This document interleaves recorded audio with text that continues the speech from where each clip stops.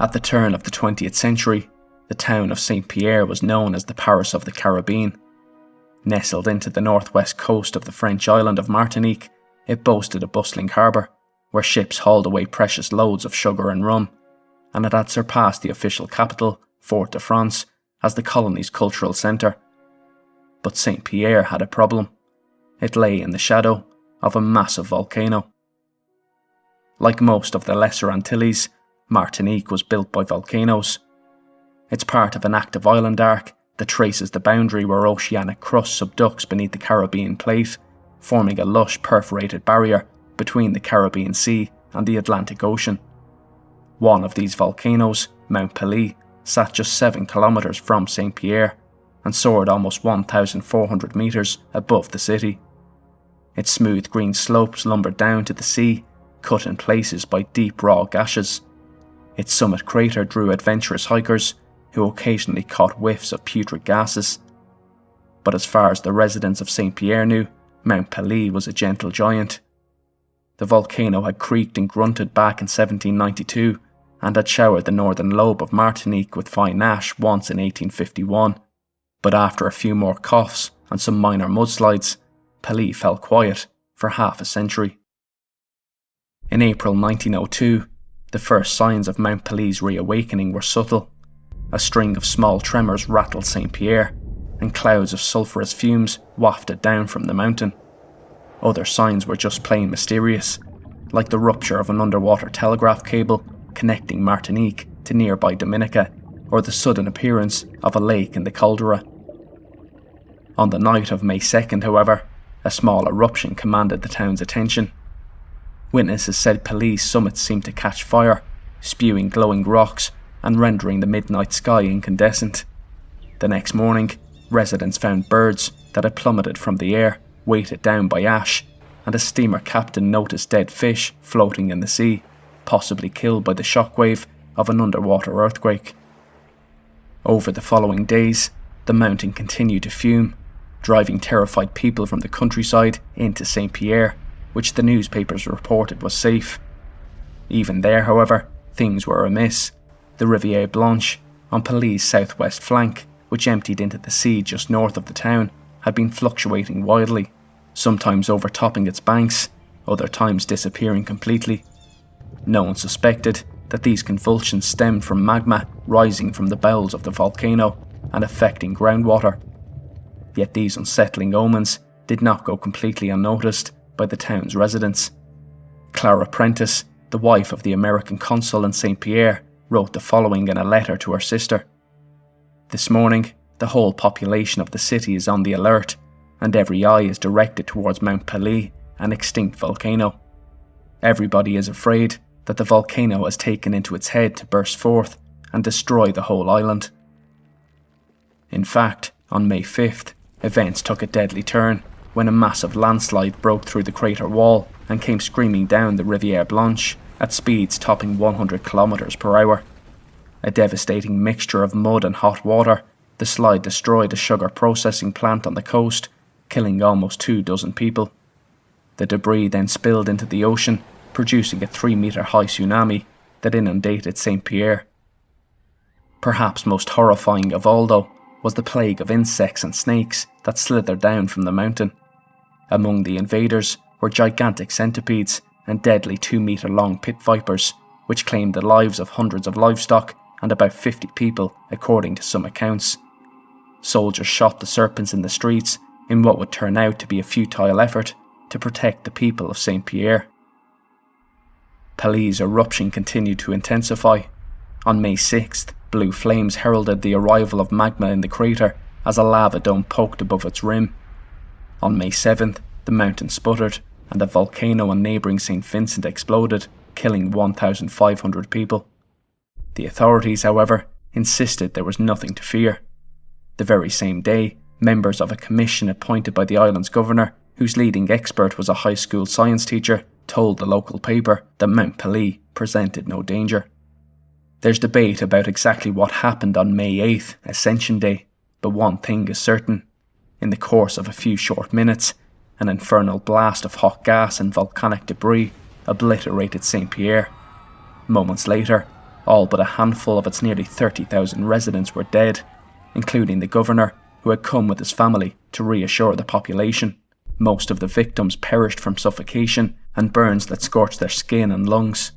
Subsequent analysis based on burnt wood yielded temperature estimates suggesting the gas cloud was between 350 and 400 degrees Celsius. One witness, Victor Albert, watched the explosion from his field and described the ensuing events to the French newspaper La Croix. He's quoted as saying, "A flash more dazzling than a lightning happened. At the same time, a cloud that formed on the summit of Mount PELEE literally fell on St. Pierre with such rapidity that it was impossible for anyone to escape. The explosion levelled the town, hurling massive stone statues several metres from their perches, implying the cloud reached speeds exceeding 100 metres per second and sparing only some walls oriented parallel to the blast. For days afterward, St. Pierre burned. Ships in the harbour smouldered and sank. When rescuers eventually did enter the ruins, they pulled from a jail cell a survivor of the disaster, Luis Auguste Cyperus, who later toured with the Barnum and Bailey Circus. But as the smoke cleared, scientists began to wonder what exactly happened on Mount PELEE. Geologists had only a rudimentary understanding of volcanology at the time, based almost entirely on the historical eruptions of Italy's Mount Vesuvius. According to geologist Jean-Claude Tanguy, in a 1994 paper, he argued that this may explain why no one thought to evacuate St. Pierre in the days before the eruption. The impending calamity was simply beyond comprehension. The catastrophe led geologists to invent a term for the blast that destroyed the city. Alfred Lacroix, a member of the French Geological Survey who wrote the most comprehensive account of the disaster in 1904, dubbed the phenomenon a, quote, nuée ardente, meaning glowing or burning cloud. In modern terms, geologists would categorise this deadly mix of hot gas and rock as a type of pyroclastic flow, examples of which have since been observed during other volcanic eruptions, including Mount St. Helens in 1980. For the better part of the following century, however, geologists debated what produced PELEE's nuée ardente. Some said the eruption broke through the newly formed lava dome and spilled sideways out of the lowest point of the crater, which faced St. Pierre. Others said a massive column first rose high into the air, then collapsed under its own weight. With only eyewitness accounts and deposits of erupted material to go on, scientists have struggled to resolve the question. Throughout the summer of 1902, PELEE's unrest continued.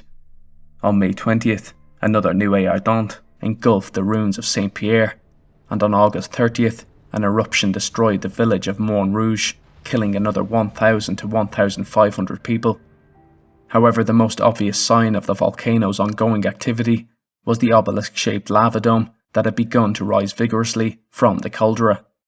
In 1904, Angelo Heilprin, a Hungarian-born American geologist who studied Mount PELEE in the years following the disaster, wrote the following: "None of the grand scenes of nature which I had before seen, the Matterhorn, the domes of the Yosemite, the colossus of Popocatépetl, soaring above the shoulder of Iztaccíhuatl, or the Grand Canyon of the Colorado, impressed me to the extent that did the view of PELEE's tower."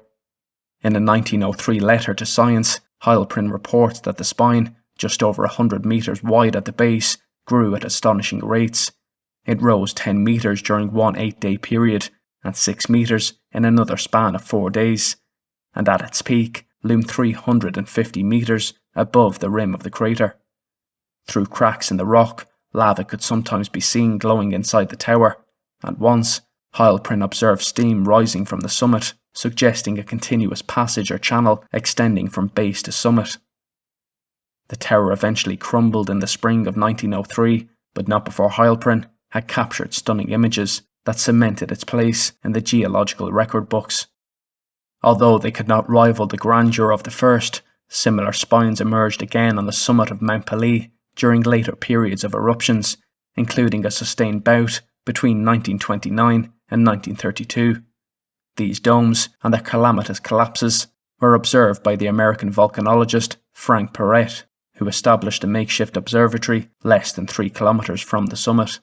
From there, he documented pyroclastic flows as they spilled past his cabin, sometimes only narrowly sparing him. Since then, however, Mount PELEE hasn't made a peep. The Institute of Earth Physics in Paris currently operates a monitoring station on Martinique, which remains part of France. The station is equipped with a network of seismometers to catch any hint of volcanic activity. A century of research into Mount PELEE's history, dating back millennia, has revealed the mountain can be violent and unpredictable, exhibiting many different eruptive styles over different timescales. Still, the 1902 eruption stands out for its sheer ferocity and the magnitude of the tragedy it produced. It ranks as the deadliest volcanic disaster of the 20th century, and the third deadliest in recorded history, after the 1815 eruption of Tambora and the 1883 explosion of Krakatoa. However, Mount PELEE's eruption killed more people directly than either of these two volcanoes, whose devastation took many additional forms, including starvation, disease, and tsunamis. But thanks to the knowledge gained from studying Mount PELEE and its new ardente, many lives have since been spared. And one thing is certain: when the mountain stirs again, geologists will be prepared.